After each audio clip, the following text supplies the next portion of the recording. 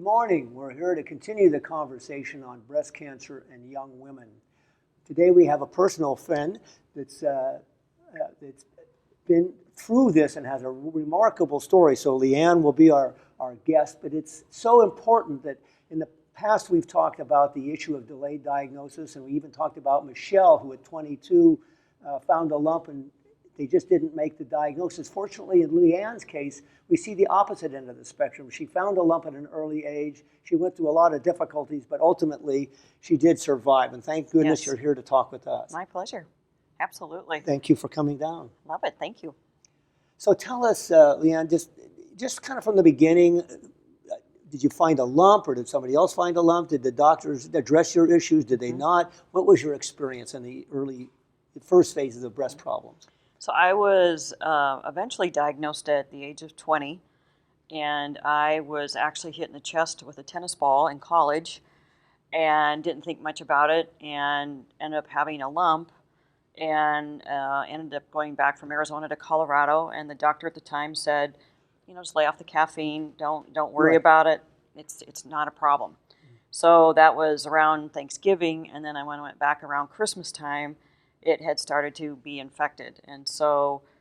By infected, you mean red or swollen? Or? Red, swollen, just, breast was swelling, things like that. So, back then, they really didn't know what to do with me. So we actually did switch doctors. I just told my mom I wasn't comfortable with that doctor. And, being raised Catholic, you don't talk about those things. So we really didn't. And so anyway, I went to see another doctor, and he said, we need to have a biopsy. And thankfully he did. I had a biopsy, and I believe it was in the next couple of days I had a lumpectomy, and I had a tumor about the size of a carrot growing through my back.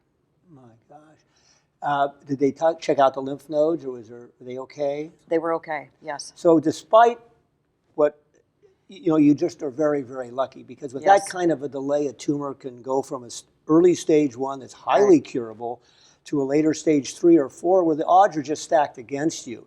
And had that tumor spread out to the lymph nodes, it could have been really problematic. So since that time, you've done extremely well. I have. And I think, as you know, I was diagnosed again when I was 36. I'd like to say that was a couple years ago, but it's now been almost 16 years. So I am really grateful, and that is really due to a mammogram.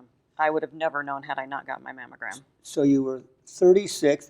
You're not supposed to start now, they say, until you're 50. So I don't know about getting it. No.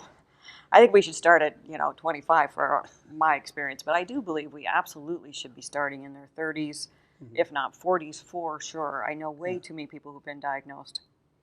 We've certainly had a lot in the 30s, and a lot of times they typically present with lumps, and so women under 40 really don't have any options except self-exam. Right. And now these nonprofit organizations, some of the major ones are saying, it doesn't work, don't bother it. Well, how are you going to ever detect the cancer early? The doctors don't seem to be attuned to these changes. And I think in the book we talk about the importance of learning to do self-exam with confidence and do it regularly, and to report a change and hopefully find a doctor that will listen to you. But in your case, you went a step further and you got that. What age did you start doing your screening mammogram? I was early. Since I had breast cancer early, I believe, it's kind of hard to remember, 30s for sure. And I went every 6 months for a long time to have mammograms. And then I, got to go every year.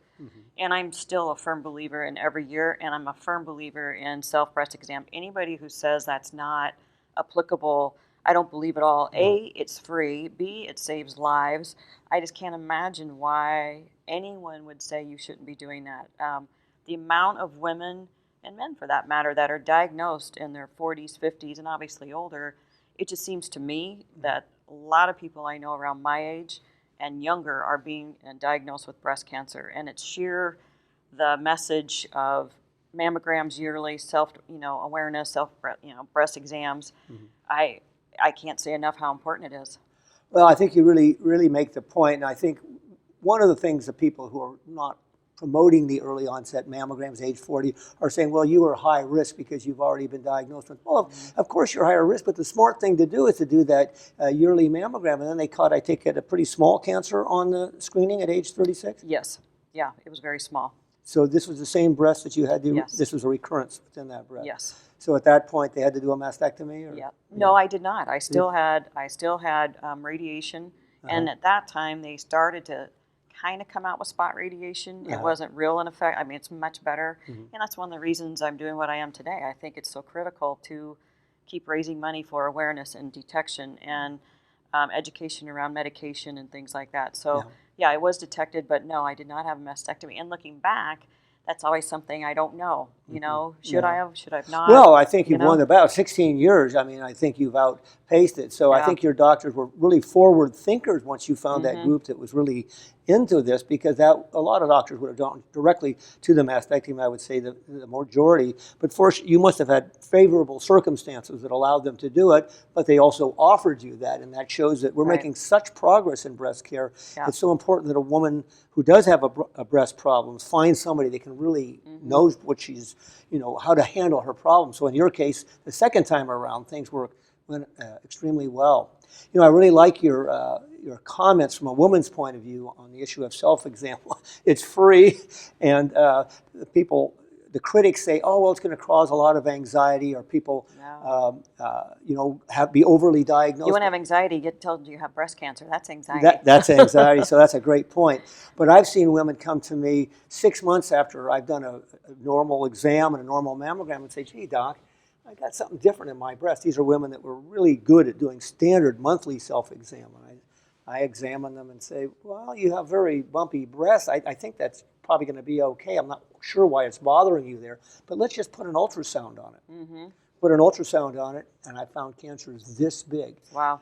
And the critical thing about it is when I go back to try to examine, I still can't differentiate. The point is a woman can know her breasts better than a physician will ever know them. But it's very important that the woman starts her breast self-exam after her doctor has examined her.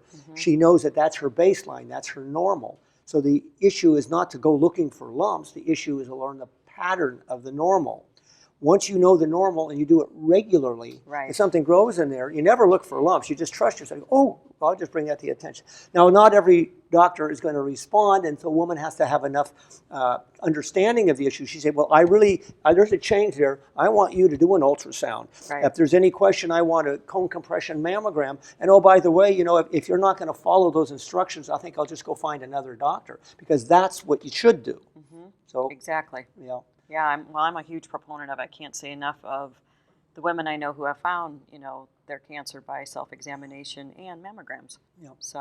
So I think we're preaching to the choir here. Clearly, this works. It saves lives. You're a great example of a 20-year-old girl who, in a way, was very lucky. You did find the lump.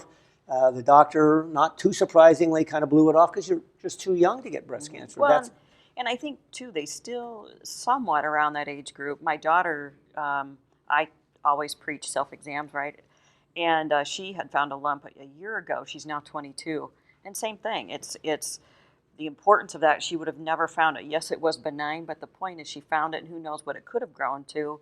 And I just think women at any age, it doesn't matter. We have to be educating and awareness. Right. And we know that the majority of them in young women are going to be not be cancer. But you go in and you do an ultrasound. If there's a question, you can do a needle core biopsy. You don't have to take them all to surgery. In fact, we don't take a lot of them to surgery. But then you have the satisfaction of, or the comfort of knowing it's all okay. But some of these, there's just no way of knowing. They can get a new lump just like you did, and you're the exception to the rule. But it's not that hard to sort it out. And so if a woman's empowered, she finds a lump, she knows what to do. If the doctor doesn't listen, she finds a doctor that does listen. You can sort these things out, but don't let them say you're too young and don't worry about it because it doesn't run in your family, or you're just your hormones, forget about it. Right? No way. No way. I would never say that, and don't believe it. So thank you. This has been, great talking to you. LeeAnne's a personal friend. She's on our board of the Be Aware Foundation. She's a major advocate for women's health issues. And she's dedicated a lot of her time and energy and expertise to try to get the word out, to try to save lives. And she's done an incredible job. She's really a person that has a great story to tell. I hope the listeners the viewers have had a chance to really appreciate that. If there's questions, there's going to be an option for you to put those in on our website, so we'll have that information for you in the future.